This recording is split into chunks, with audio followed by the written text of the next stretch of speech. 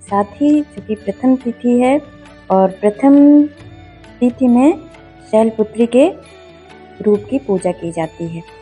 अब शैलपुत्री का 9 ग्रहों में कौन से ग्रह को ये प्रभावित करती हैं और उससे संबंधित दोष हो तो माता की पूजा करें उस मंत्र के साथ संपुट लगा के।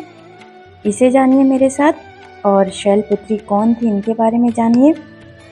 तो अभी तक आप मेरे चैनल को सब्सक्राइब नहीं किए हैं तो लाइक कीजिए, सब्सक्राइब कीजिए, शेयर कीजिए। सबसे पहले माता शैलपुत्री के बारे में जानते हैं कि ये पर्वतराज हिमालय की पुत्री थी, इसलिए इनका नाम शैलपुत्री पड़ा था। ये आध्यात्मिक शक्ति तथा आत्मविश्वास का प्रतीक मानी गई। ये 9 दुर्गाओं में प्रथम दुर्गा हैं। पहले दिन इन्हीं की पूजा उपासना की जाती है और इस दिन योगी अपने मन को मूलाधार चक्र में स्थापित करते हैं और यहीं से इनकी योग साधना का प्रारंभ होता है। शैलपुत्री के शैल शब्द का अर्थ पर्वत या गिरि है। भय कष्टों को दूर करने और आंतरिक आध्यात्मिक तथा चेतना का विकास करने के लिए माता के इस प्रथम शैलपुत्री के रूप का पूजन किया जाता है। ये वृषभ पर स्थित होती हैं। शैलपुत्री के दाहिने हाथ में त्रिशूल और बाएं हाथ में कमल पुष्प सुशोभित होते हैं।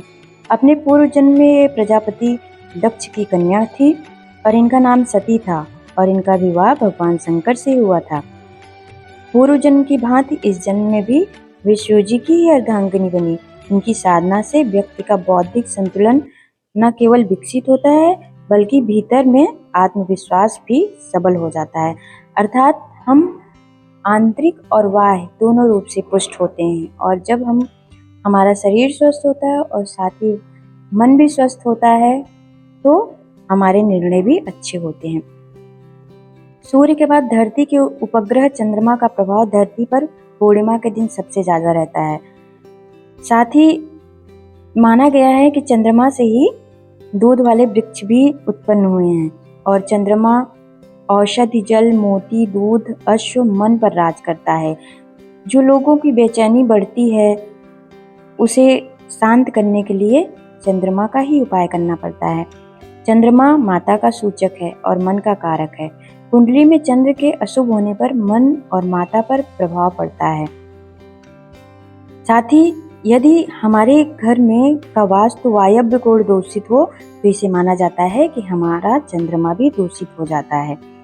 घर में जल का स्थान सही नहीं है तो वहां पर भी चंद्रमा कमजोर पड़ता है। यदि हम पूर्वजों का अपमान करते हैं और उनका श्राद्ध कर्म नहीं करते हैं तो वहां पर भी हमारा चंद्रमा दोष होता है और मातृदोष भी लगता है। माता का अपमान करने या उनसे विवाद करने पर चंद्रमा का अशुभ प्रभाव पड़ता है।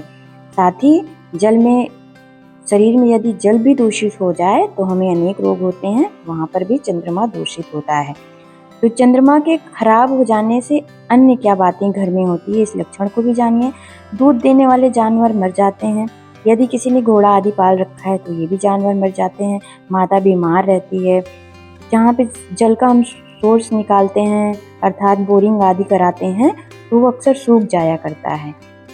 और साथ ही मन से भी हमें छीड़ता महसूस होती है। यदि राहु, केतु या शनि की इनके साथ दृष्टि संबंध बना है तो वहां पर भी चंद्रमा अशुभ हो जाता है और अक्सर हम ओवर थिंकिंग करते रहते हैं, नींद नहीं आती है।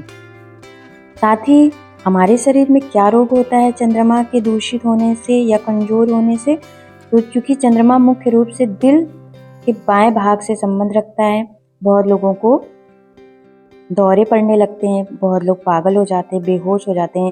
फेफड़े से संबंधित रोग होता है। स्त्रियों को मेंस्ट्रुअल से रिलेटेड प्रॉब्लम हो जाती है। बहुत लोगों की मेमोरी लॉस होने लगती है। मेंटल स्ट्रेस रहता है। बहुत ही फटीग फील करते हैं, बहुत ही घबराहट होती है और बहुत तरह की शंकाएं होने लगती है। बहुत जल्दी सर्दी जुकाम शुरू हो जाता है। इम्यून सिस्टम कमज़ोर हो जाता है। बहुत लोगों को तो राहु से प्रभावित होने पर आत्महत्या करने के बार बार उपाय आने लगते हैं। तो चंद्रमा के क्या उपाय करने चाहिए इसके बारे में बताएंगे। लेकिन इस नवरात्रि हम किस देवी की उपासना करें जिससे हमारा चंद्रमा मजबूत हो, इसके बारे में जानिए। तो अभी तक आपने मेरे चैनल को सब्सक्राइब नहीं किया है तो लाइक कीजिए, सब्सक्राइब कीजिए, शेयर कीजिए। माता शैलपुत्री की विशेष कृपा होगी। आज प्रथम दिन है, शैलपुत्री की उपासना करनी है। ये भौतिक एवं आध्यात्मिक इच्छा की पूर्ति करती हैं। तो अन्य उपाय मेरे नेक्स्ट वीडियो में देखिएगा। लेकिन नौ दुर्गा से संबंधित प्रथम दिन में जिनकी भी कुंडली में राहु केतु शनि से रिलेटेड ग्रहण या विष दोष लगे हुए हैं, या दृष्टि संबंध है, या नक्षत्रों का सहयोग है, या महादशा अंतरदशा चल रही है, या उपरोक्त लिखे हुए लक्षण उनके अंदर प्रकट हो रहे हैं, या उनके घर में ऐसी समस्याएं हैं, तो माता शैलपुत्री की पूजा करें।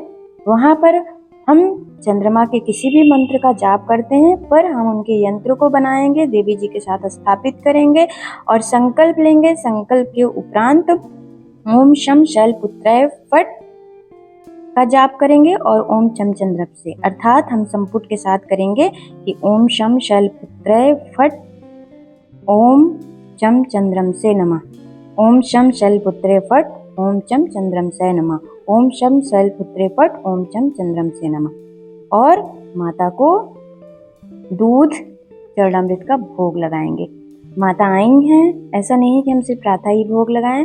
जिन्होंने कलश आदि स्थापित किया है वो सुबह का अलग भोग, दोपहर का अलग भोग और शाम का अलग भोग लगा सकते हैं। उसे प्रसाद के रूप में स्वयं और घर वाले भी ग्रहण कर सकते हैं। तो माता का स्वागत कीजिए और चंद्रमा से संबंधित इस उपाय को जरूर कीजिए।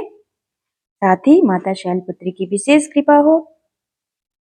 राशि के अनुरूप कौन से राशि वाले किस देवी की पूजा करें इसके बारे में भी बताएंगे। तो मुझसे जुड़ने के लिए धन्यवाद। माता का आशीर्वाद सब पर रहे। नमस्कार।